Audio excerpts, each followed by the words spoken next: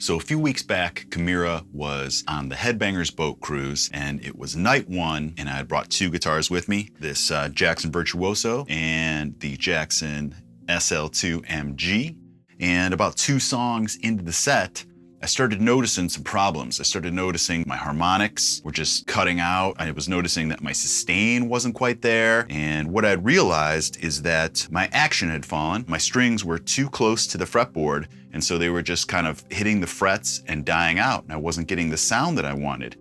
So what we're gonna do here in this video is I'm gonna show you what I'm gonna do to remedy the action being a little bit too low. And first, I'm going to explain what action is. Generally, it's the distance between the strings and the fretboard.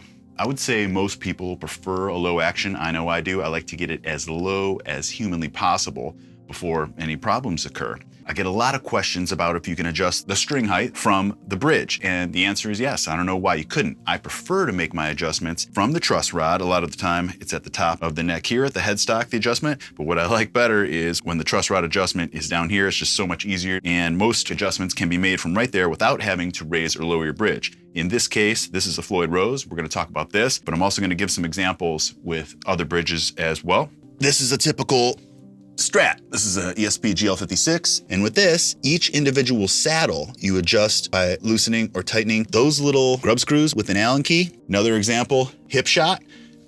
Here is an MFA 600, LTD MFA 600. And this has a 2-nomatic bridge. Now, this is cool because it's kind of like the Floyd, where it just has 2 screws, just like the Floyd, that you raise and lower the bridge that way. So going back to what I said, I always make my height adjustments and get it all feeling good and sounding good from the truss rod first. And if that doesn't do it, or further adjustments need to be made, then you do it from the bridge, which is what we're gonna do right now.